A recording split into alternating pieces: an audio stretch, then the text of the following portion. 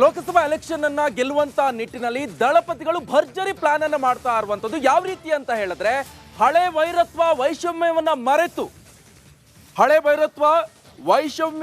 ಮರೆತು ಒಟ್ಟಿಗೆ ಹೋಗಲು ತೀರ್ಮಾನವನ್ನ ಮಾಡಿರುವಂತದ್ದು. ಸುಮಲತಾ ಜೊತೆಗೂ ಕೂಡ ಸಾಮರಸ್ಯಕ್ಕೆ ಮುಂದಾಗಿದ್ದಾರೆ ಮಾಜಿ ಮುಖ್ಯಮಂತ್ರಿಗಳಾದಂತಹ ಎಚ್ ಡಿ ಕುಮಾರಸ್ವಾಮಿ ಅವರು.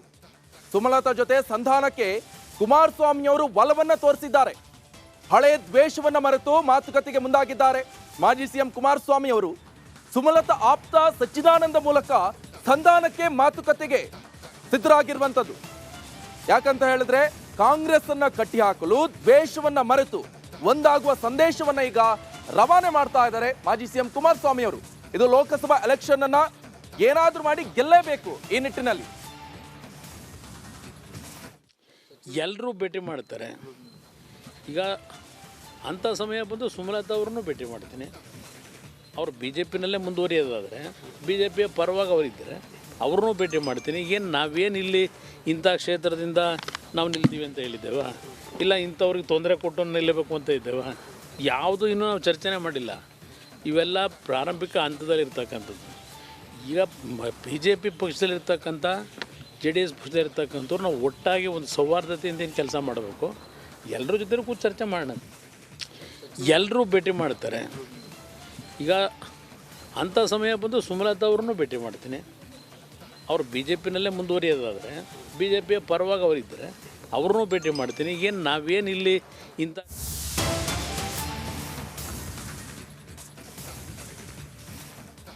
ಇನ್ನು ಲೋಕ ಕದನಕ್ಕೆ ಕೌಂಟ್ ಡೌನ್ ಶುರುವಾಗಿರುವಂತದ್ದು. ಇತ್ತ ಸುಮಲತಾ ಅವರಿಗೆ ಶಾಕ್.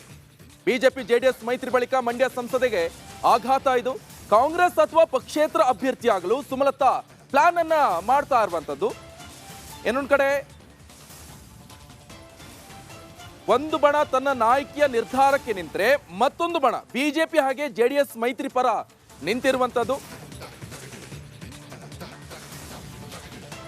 ಇವಾಗ ಹೆಚ್ಚಿನ ಡೀಟೇಲ್ಸ್ ಅನ್ನು ಕೊಡ್ತಾರೆ ನಮ್ಮ ಪ್ರತಿನಿಧಿ ವಿಜಯ್. ನೇರ ಸಂಪರ್ಕದಲ್ಲಿ ಜಾಯ್ನ್ ಆಗಿದ್ದಾರೆ. ವಿಜಯ್, ಎಲ್ಲ ಒಂದ್ ಕಡೆ ಈ ಸುಮಲತಾ ಅವರಿಗೆ ಗೊಂದಲ ಕಾಡ್ತಾ ಇರುವಂತದ್ದು. ಈ ಸಮಯದಲ್ಲಿ ಈಗ ಕುಮಾರಸ್ವಾಮಿ ಅವರ ಈ ಒಂದು ಮಾತು ಎಷ್ಟು ಮಟ್ಟಿಗೆ ಬೂಸ್ಟ್ ಕೊಡ್ಬೋದು? ಇನ್ ಕೇಸ್ ಏನಾದ್ರೂ ಆದ್ರೆ ಒಟ್ಟಿಗೆ ಹೋಗ್ತಾರಾ? ನಿಕೇಶ್, ಮಂಡ್ಯದಲ್ಲಿ ಸುಮಲತಾ ಸ್ಪರ್ಧೆ ವಿಚಾರ ಸಂಬಂಧಪಟ್ಟಂತೆ ದಿನೇ ದಿನೇ ಹೊಸ ರೀತಿಯ ಬೆಳವಣಿಗೆ ಆಗ್ತಾ ಇರುವಂತೆ ಈಗಾಗಲೇ ಕೂಡ ಬಿಜೆಪಿ ಜೆಡಿಎಸ್ ಮೈತ್ರಿಯ ಹಿನ್ನೆಲೆಯಲ್ಲಿ, ಜೊತೆಗೆ ಅದು ಜೆಡಿಎಸ್ ನ ಭದ್ರಕೋಟೆ. ಆದ್ರೆ ಕಳೆದ ಲೋಕಸಭಾ ಚುನಾವಣೆಯಲ್ಲಿ ಒಂದಷ್ಟು ಆದ ಬೆಳವಣಿಗೆ ಹಿನ್ನೆಲೆಯಲ್ಲಿ ಅದು ಪಕ್ಷೇತರ ಅಭ್ಯರ್ಥಿ ಸುಮಲತಾ ಅವರ ಒಂದು ಕ್ಷೇತ್ರ ಪಾಲಾಗಿತ್ತು. ಆದ್ರೆ ಈಗ ಬಿಜೆಪಿ ಜೆಡಿಎಸ್ ಮೈತ್ರಿ ಜೊತೆಗೆ ಬಿಜೆಪಿ ಸಂಪೂರ್ಣವಾಗಿ ಜೆಡಿಎಸ್ಗೆ ಬೆಂಬಲ ಪಡುವಂತ ಹಿನ್ನೆಲೆಯಲ್ಲಿ ಅದು ಜೆಡಿಎಸ್ ಭದ್ರಕೋಟೆ ಆಗಿರುವಂತದ್ದು. ಈಗ ಸುಮಲತಾ ಅವರಿಗೆ ಟಿಕೆಟ್ ಇಲ್ಲ ಅನ್ನೋದು ಕನ್ಫರ್ಮ್ ಆಗ್ತಿದ್ದಂತೆ ಕೂಡ ಅವರು ಕೈದತ್ತ ವಾಲಿರುವಂತದ್ದು. ಆದ್ರೆ ಇದರ ಬೆನ್ನಲ್ಲೇ ಕೂಡ ಸುಮಲತಾ ಇನ್ನೂ ಕೂಡ ಗೊಂದಲದಲ್ಲಿರುವಂತದ್ದು. ಅಂದ್ರೆ ಮುಂದಿನ ರಾಜಕೀಯ ಭವಿಷ್ಯದ ಗಮನಿಟ್ಕೊಂಡು ಕಾಂಗ್ರೆಸ್ಗೆ ಹೋಗಬೇಕಾ ಬೇಡವಾ? ಯಾಕಂದ್ರೆ ಕಾಂಗ್ರೆಸ್ ಕೂಡ ಸುಮಲತಾ ಸ್ಪರ್ಧೆ ಸಂಬಂಧಪಟ್ಟಂತೆ ಸುಮಲತಾ ಕಾಂಗ್ರೆಸ್ ಸಂಬಂಧಪಟ್ಟ ಪ್ರಬಲ ವಿರೋಧ ಇರುವಂತದ್ದು. ಇದರ ಬೆನ್ನಲ್ಲೇ ಅಚ್ಚರಿ ಬೆಳವಣಿಗೆ ಆಗಿರುವಂತದ್ದು. ಸುಮಲತಾ ಅವರ ಪರಮ ಆಪ್ತ ಅಂದ್ರೆ ಬಲಗೈ ಬಂಟಾತಿರುವಂತಹ ಇಂಡಿವಳ ಸಚ್ಚಿದಾನಂದ ಅವರು ಕುಮಾರಸ್ವಾಮಿ ಅವರನ್ನ ಶನಿವಾರ ಭೇಟಿಯಾಗಿ ತೋಟದ ಮನೆಯಲ್ಲಿ ಚರ್ಚೆ ನಡೆಸಿರುವಂತದ್ದು.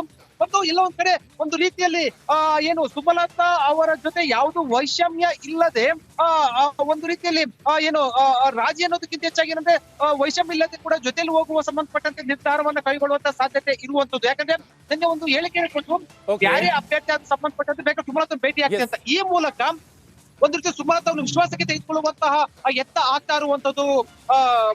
Nikesh, okay, thank you.